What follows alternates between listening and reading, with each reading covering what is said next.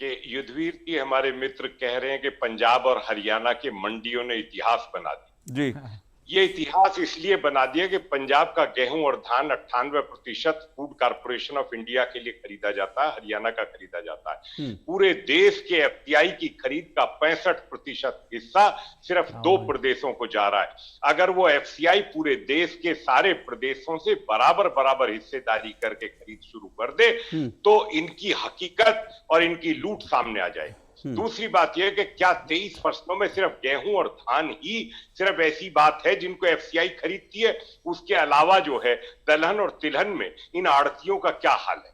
और तीसरी बात यह है कि यही पंजाब के आड़ती बिहार और पूर्वी उत्तर प्रदेश से गरीब किसानों से 800-900 रुपए कुंटल धान खरीद के लाते हैं और पंजाब में किस चालाकी से और किस साजिश से एमएसपी पर आपूर्ति करते हैं। इतना बड़ा जांच अगर इसकी स्कैंडल की हो जाए तो मैं एक बात और कहता हूं, योगेंद्र यादव जो आज आंदोलन में कूदे हुए हैं, उन्होंने एक आर्टिकल लिखा था और उसमें लिखा था कि पंजाब में आड़तियों के द्वारा गरीब धान किसानों का खरीद के और उसमें 7,000 करोड़ की भ्रष्टाचार की लूट करते हैं। ये मेरा आरोप नहीं है, ये योगेंद्र यादव का आर्टिकल छपा हुआ बाकायदे। तो अगर मोनोपोली टूट जाएगी तो भैया ये मंडी के सारा करेक्टर बिल्कुल पूरा एक्सपोज हो जाएगा। ये सिर्फ फूड कॉर्पोरेशन ऑफ इंडिया खरीद की वजह से ये सब जो है ये तो मुफ्त का लूट के खा रहे हैं कमीशन। बताइए कहां है? इतना कमीशन तो कहीं भी नहीं है जितना पंजाब और हरियाणा के आड़तियों को मिलता है। बात ये तो है मंडियों की स्थिति। ठीक है। दूसरी बात पे मैं आ रहा हूं। दूसरी बात यह है कि अगर एश्योर्ड इनकम हो जाए और किसान अपनी मर्जी हो, सरकार ने देश में 22,000 हाट को 2 साल पहले किसानों के मंडी बनाने का काम शुरू किया। ई मार्केटिंग इसलिए जरूरी है कि देश के तमाम हाट को किसान मंडी में परिवर्तित करें, बाजार का पता हो, आपूर्ति वहां से की जाए।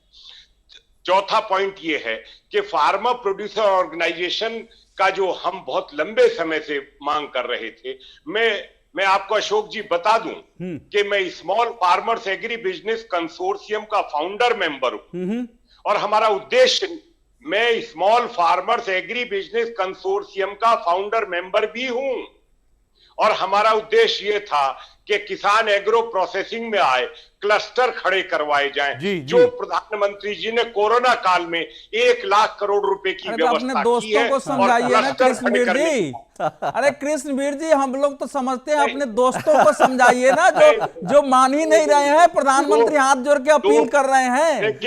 जी जी जी जी। मैं ये कह रहा हूं कि मैं समझाने की बात क्या है, मैं ये कह रहा हूं जो हकीकत है वो सबको पता है और हमें आगे बढ़ना पड़ेगा।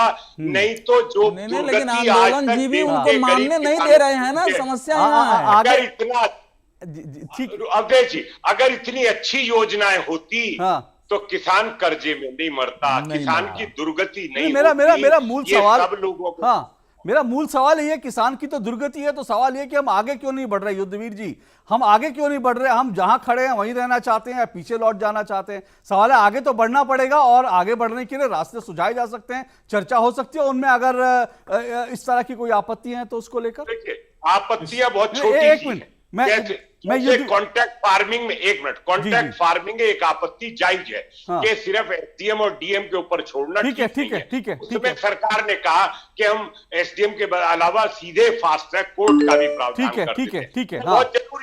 वो जरूरी है। और तीसरी बात, जिस तरीके से देश के गरीब किसानों को ये झूठ बोला गया कि तुम्हारी जमीन छिन जाएगी, मुझे कम से कम 1,000 लोगों ने ये कहा है टेलीफोन कर करके कि जमीन छिन जाएगी।